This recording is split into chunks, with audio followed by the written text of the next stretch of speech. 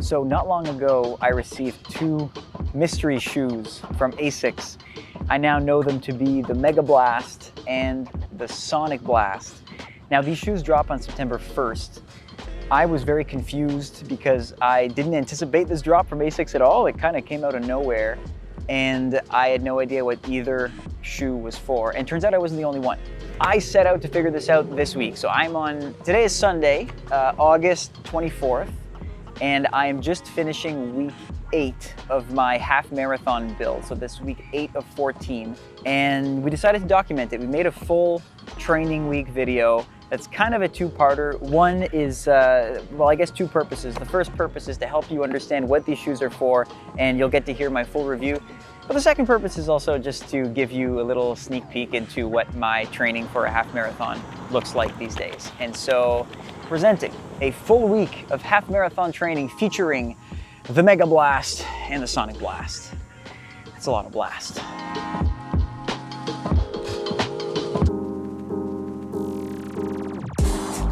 I'll be honest, I did not like these shoes on my first run in them. I was expecting Super Blast and they felt harder. But then I realized that they needed like a single run to break in.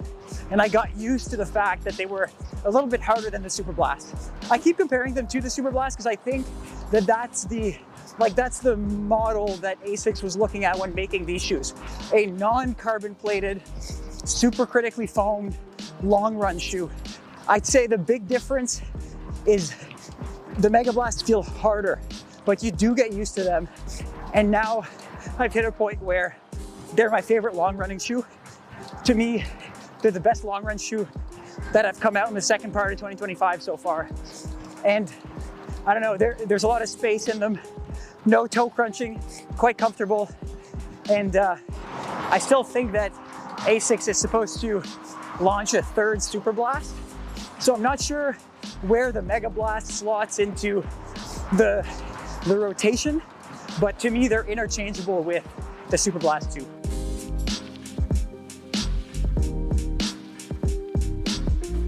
Tuesday was an off day. I usually take my off days on Friday, but we just got back from a family trip to Vienna, and so the days are all kind of jumbled, and I felt like I needed a day.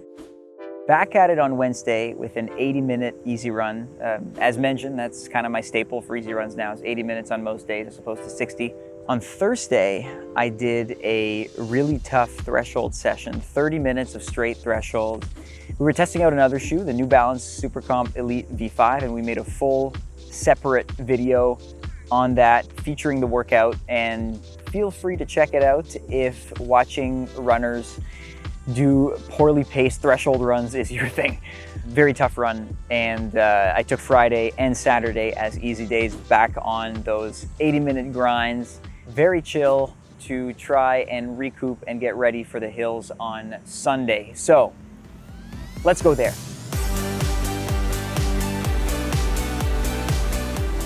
You kind of have to pace yourself. You can't be sprinting up the hill because if so, you won't make the minute.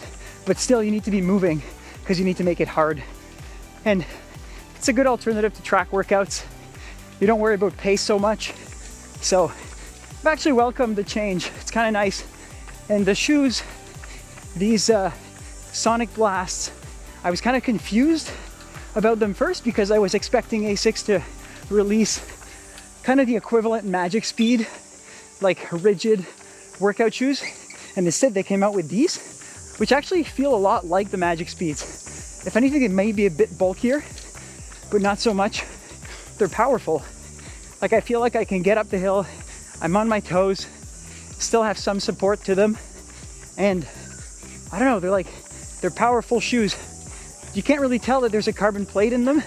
It just feels like a really rigid foam, but they do have some carbon. So you do get that extra pop going up the hills. Quite like them. And overall, they're really comfortable too. I'm definitely adding these in my rotation, and we'll suffer through the 90-second hills next week in them too, probably. So yeah, I'm a fan. So weekly tally, 116 kilometers, one tough threshold workout, one steady long run, one snappy hill session, and a haircut today, earlier. It's gonna make me a little bit lighter. and overall the spirits are high. I'm now 2 weeks out of my next race. So in 2 weeks, I'm going to be doing the Yorkville 5K, which is a fast and flat road race here in Toronto that I raced last year and was in contention for the win. I finished 4th, so the goal will be to finish higher this year, hopefully get on the podium. And in 6 weeks' time, I will be in Cardiff doing the half marathon. I don't want to put a time goal or a time stamp on it just yet. I still have more weeks to grind through. I still have more workouts to do. I think I'm well on my way to a personal best, but I think we're still far away from that day. So I don't want to jinx it, and I don't want to put a flagpole to the ground in an area that maybe I'm bound to pass. So we'll see. But for now, let's just keep the nose to the, the nose to the grindstone. There we go. So the shoes were really good. I came in with high hopes, given that ASICS has seemed to really nail their shoe drops in the last few years. So let's go one by one, starting with the Megablast. I've come to be a big fan of super trainers, or shoes that are made for a little bit more than an easy run, that don't have a carbon plate or any type of like really hard structure, but just a big slab of supercritical foam like the Megablast here has. It's an FF Turbo 2 foam, and it's very light, it's very responsive, a little bit hard at first, but overall it's a good shoe. I would be comfortable wearing it for an easy run, a long run, even a threshold workout. It's not a racing shoe. Like if you are looking to do a race, there's a lot faster out there, but for everything else, like if you're looking to buy just one shoe for your entire training load, I would recommend this one. I really, really enjoyed it. I don't have many complaints about it. It's comfortable, it's responsive, and it's up there with the Superblast 2, which sold out so quickly because I think a lot of people liked it. And so I'm a fan of the Megablast. Very simple shoe, just big slab of supercritical foam. The Sonicblast is a lot more complicated, and this is the part that felt kind of weird to me, is that the Sonicblast is meant for faster efforts than the Megablast. So if you have this for, say, an easy run, a long run, even like a longer threshold type workout, the Sonicblast is more so conceived for your hill runs or your intervals or maybe your fartleks. However, the Sonicblast is heavier than the Megablast. It's like two things at the same time. It's a fast, responsive, like hard shoe with a plate. ASICS calls it an Astro plate, which I guess is I'm pretty sure it's plastic. We'll double check that. And at the same time, it's a bit of a heavy shoe for what it is. It's got 9 ounces, a bit more than a full ounce over the Megablast. But yet, because of the rock forward profile and the construction, I do prefer this shoe for hills. This midsole here is a lot more complicated. So you have that FF Turbo 2 foam, which is basically what the Megablast is all made out of. But then you also have a second foam there at the bottom. So it's like a dual layer midsole foam. The second foam is called FF Blast, so not quite as hard and responsive as your FF Turbo 2. And then with the plate in the middle, it just makes for a super hard and springy shoe. Wouldn't wear this one for easy runs so much. This shoe is maybe a little bit less versatile than the Megablast, but still a really good shoe for hills. I really enjoyed my hill session with this one. So we rated the Megablast quite highly. We gave it a really good mark in design because simplicity is king here.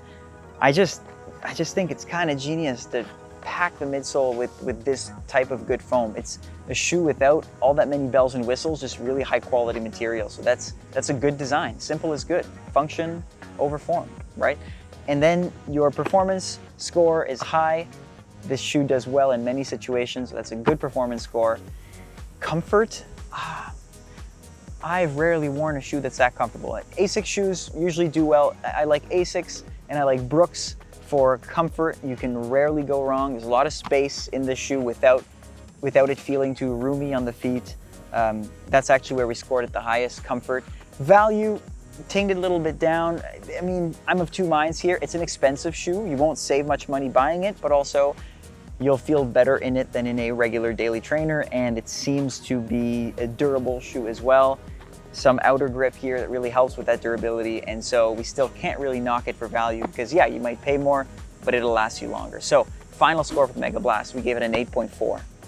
Now, we were a little bit harder on the Sonicblast. Found it to be a lot of bells and whistles. We docked it a little bit in design. Performance, it got a good score because it still can deliver. It's still fast. It's very powerful. It's a very powerful workout shoe. Quite similar to the Magic Speed, but a bit heavier. And so I kind of come back to that and think if I want a good, fast ASICS workout shoe, I might still go Magic Speed over Sonicblast, but I did still quite like the Sonicblast. Overall, we gave it an 8.1. And all that said, I'm going to keep both of these shoes in my rotations. This will slot in perfectly as my new lightweight but bulky super trainer, and I'm really happy to have him in my rotation. And look, if my coach keeps pounding me with these stupid hill workouts, I might need to keep this one in because I felt really good up the hill. Still felt like I had some good protection and some good support and comfort while still flying up the hill quite well. If you've been a fan of ASICS, you might like this drop, this dual drop.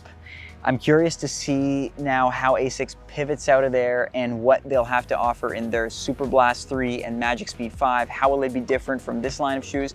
Not sure. We're still prying, and I'm looking forward to finding out. But as for now, I need to go back home and show my girlfriend my new haircut, which I know she won't like because she likes the hair to be a bit longer, and my barber was pretty aggressive today. And so I'm dreading it, and this is why I'm procrastinating to finish this video. Thanks for watching. Thanks for watching. And yeah, if you like the video, please feel free to share it. Ask some questions about the shoes. I've battered these shoes pretty hard now, and I'm very interested by them. So please reach out in the comments, and best of luck with your own training. And yeah, okay, I think that's all the procrastination I can do. Until next time.